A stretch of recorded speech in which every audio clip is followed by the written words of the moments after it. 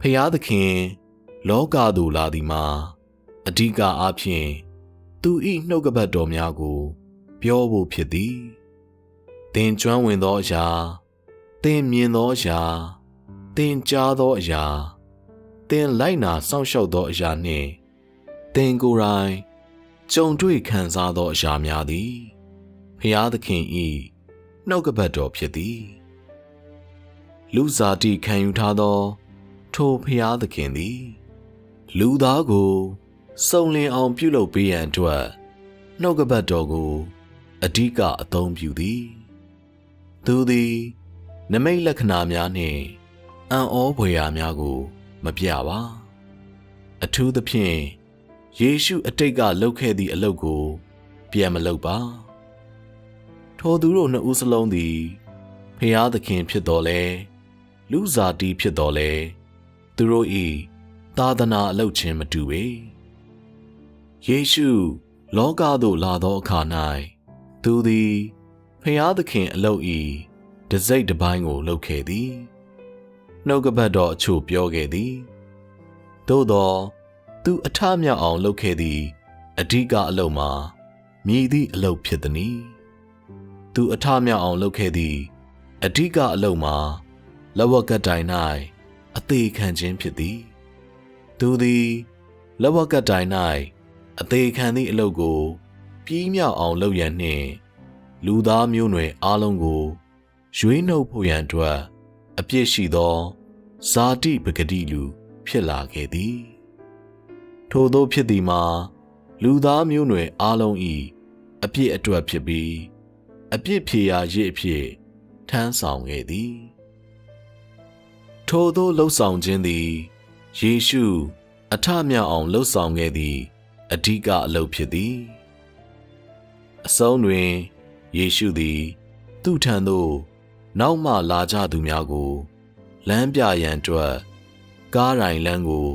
ထောက်ပံ့ပေးခဲ့သည်ယေရှုလောကသို့လာသောအခါ၌ရွေးနှုတ်ခြင်းအမှုကိုပြီးမြောက်အောင်အဓိကလှုပ်ဆောင်ရန်ဖြစ်ခဲ့သည်လူသားမျိုးနွယ်အားလုံးကိုရွေးနှုတ်ခဲ့သည်ကောင်းကင်နိုင်ငံကြောင်းတည်င်းကောင်းကိုလူထံယူဆောင်လာရုံသာမကကောင်းကင်နိုင်ငံကိုလည်းယူဆောင်လာခဲ့သည်ရလက်အနေနဲ့ထင်မထားတော့လဲရောက်လာကြသူများကငါတို့ကားတိုင်လမ်းကိုလျှောက်ပြီးကားတိုင်အတွက်ကိုပေးဆက်တဲ့နေဟုပြောကြသည်မှန်ပါသည်အစတွင်ယေရှုသည်တခြားအလုပ်အချို့ကိုလည်းလုပ်ခဲ့သည်လူသားကိုနောင်တရစေရန်အပြစ်များကိုဝန်ခံစေရန်စကားအချို့ကိုလည်းပြောခဲ့ပါသည်သို့သောသူ၏သာသနာလုပ်ငန်းမှာလက်ဝါးကပ်တိုင်၌အသေးခံမှုပင်ဖြစ်ခဲ့ပြီးလမ်းခရီးအကြောင်း3 နှစ်ခွဲတရားဟောခဲ့သည်မှာလည်းနောက်ပိုင်းတွင်ကြုံရမည်လက်ဝါးကပ်တိုင်၌အသေးသက်ခြင်းကိုခံဖို့ကြိုတင်ပြင်ဆင်ခြင်းဖြစ်သည်ယေရှုဆုတောင်းခဲ့သည့်အကျင့်တော်များများသည်လည်းလက်ဝါးကပ်တိုင်၌အသေးခံခြင်းအတွက်ဖြစ်သည်သူရှင်သန်နေထိုင်ခဲ့သည့်တာမန်လူတစ်ယောက်၏အသက်တာနှင့်လောက၌နေခဲ့သည့်33 နှစ်ခွဲကာလသည်အဓိကအားဖြင့်လက်ဝါးကပ်တိုင်၌အသေးခံသည့်အလုပ်ကိုပြီးမြောက်အောင်လုပ်ဖို့ဖြစ်သည်ထိုသို့အသက်ရှင်ခြင်းကယေရှုကိုခွန်အားပေးရန်လက်ဝါးကပ်တိုင်၌အသေးခံသည့်အလုပ်ကိုလုပ်နိုင်စွမ်းရှိစေရန်ဖြစ်ပြီးအကျိုးဆက်အနေနှင့်ဖျားသခင်သည်လက်ဝါးကပ်တိုင်၌အသေးခံသည့်အလုပ်ကိုယေရှု၌အနှံခဲ့သည်ယနေ့လူစားတိခံထားသောဖျားသခင်သည်မြည်သည့်အလုပ်ကို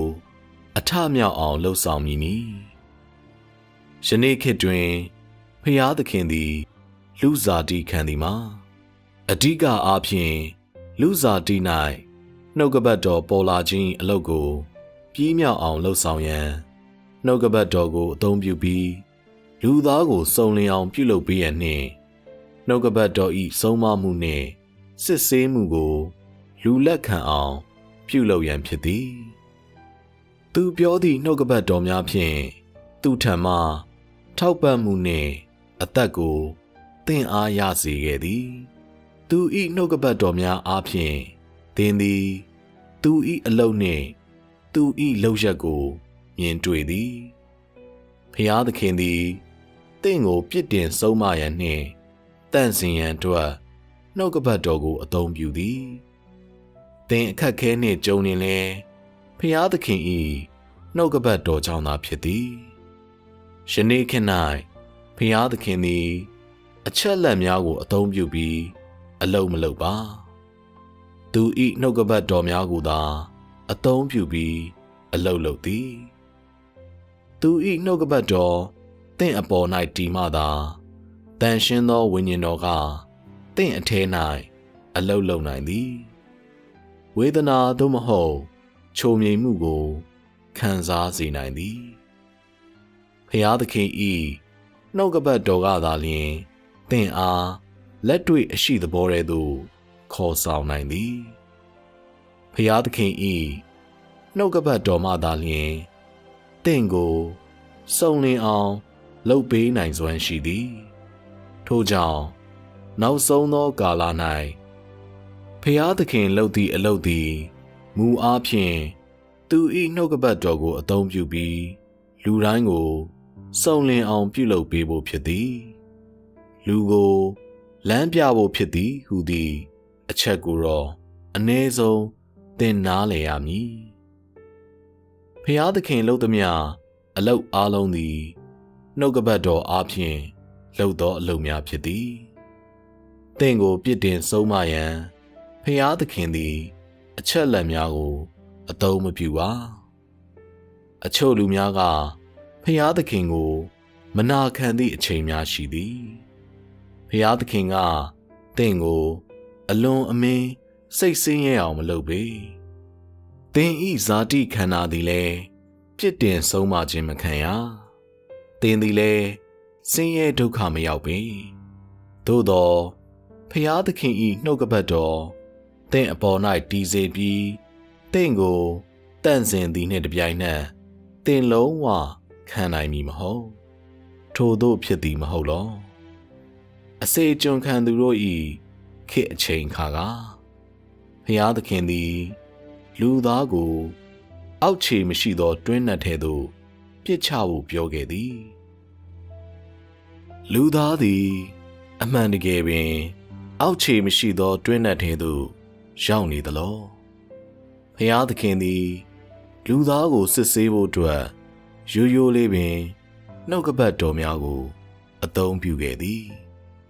အကျိုးဆက်အနေနဲ့လူသည်အောက်ခြေမရှိသောတွင်းနက်ထဲသို့ရောက်သွားခဲ့သည်ထို့ကြောင့်နောက်ဆုံးသောကာလ၌ဘုရားသခင်သည်လူစားတိခံသောအခါအရာအလုံးကိုအထမြောက်စေဖို့နှင့်အရာအလုံးကိုရှင်းလင်းအောင်ပြုလုပ်ဖို့အတွက်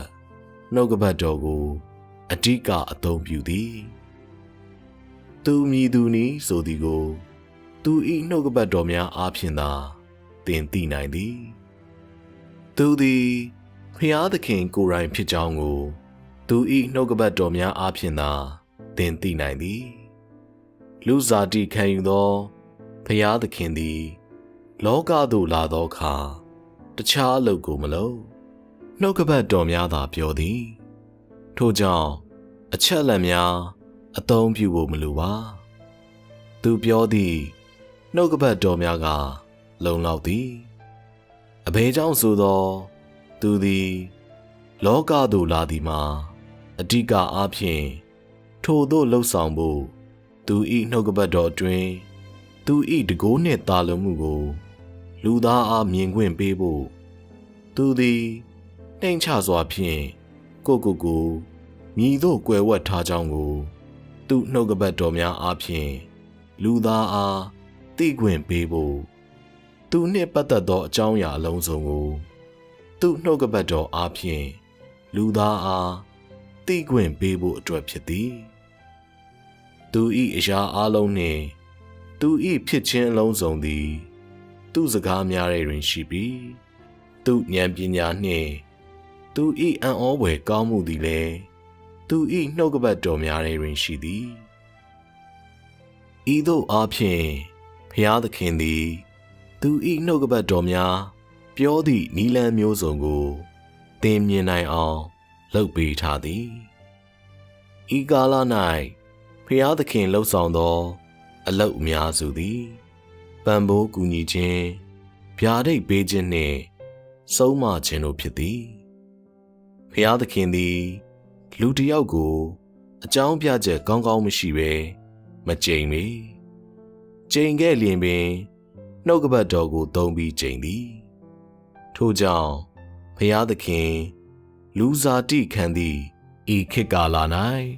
မကျမ်းမာသူများကိုကျမ်းမာစေခြင်းနတ်ဆိုးများကိုနှင်ထုတ်ခြင်းတို့ကိုဖျားသခင်ထက်လုပ်သည်ကိုမြင်ရဖို့မကြိုးစားပါနှင့်နမိတ်လက္ခဏာများမြင်ရဖို့လဲအမြဲတမ်းကြိုးစားမနေပါနှင့်ထို့သောကြိုးစားခြင်းသည်အဓိပ္ပာယ်မရှိပေနမိတ်လက္ခဏာများသည်လူသားကိုစုံလင်အောင်ပြုလုပ်မပေးနိုင်ပေ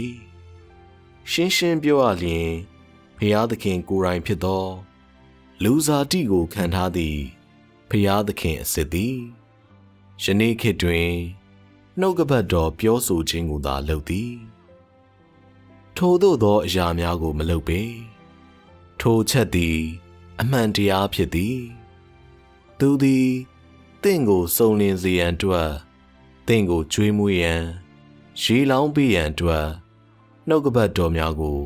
အသုံးပြုသည်အလုတ်လုပ်ရန်အတွက်လည်းသူသည်နှုတ်ကပတ်တော်များကိုအသုံးပြုသည့်အပြင်သူ၏လက်တွေ့အရှိသဘောကိုသင်သိစေဖို့ရန်အတွက်အချက်လက်များအစားနှုတ်ကပတ်တော်များကိုအသုံးပြုသည်ဖျားသခင်အလုပ်ဤရှုထောင့်ကိုသင်နားလည်နိုင်စွမ်းရှိလျင်မလုံမရှက်နှင့်ဘာကိုမှစမလုပ်ဖဲနေဖို့သင်အတွက်ခက်ပေလိမ့်မည်အပြတ်သဘောဆောင်သည့်အရာများအပေါ်၌အာယုံမဆိုင်ဘဲသင်တို့သည်အပြုသဘောဆောင်သောအရာများအပေါ်၌သာအာယုံစိုက်သင့်သည်ဆိုလိုသည်မှာဖျားသခင်ပြောသည့်နှုတ်ကပတ်တော်များပြည့်စုံသည်ဖြစ်စေမပြည့်စုံသည်ဖြစ်စေသို့မဟုတ်အချက်လက်များကိုအသုံးပြုသည်ဖြစ်စေအသုံးမပြုသည်ဖြစ်စေဖျားသခင်သည်လူသားကိုသူ၏စကားများမှအသက်ကိုရစေသည်ထို့သောရစေခြင်းသည်ရှိသမျှနမိတ်လက္ခဏာအလုံးထက်ကောင်းမွန်သည့်အပြင်ထိုချက်သည်အငြင်းပွားစရာအကြောင်းမရှိသောအချက်ဖြစ်သည်ဤချက်သည်ဖျားသခင်ကိုတည်သောအသည့်ကိုရဖို့အတွက်အကောင်းဆုံးသက်သေဖြစ်ပြီးနမိတ်လက္ခဏာများထက်ပင်သာ၍ကောင်းသောနမိတ်လက္ခဏာဖြစ်သည်ဖျားသခင်ပြောသည့်စကားများသာလျှင်လူကိုစုံလင်စေနိုင်သည်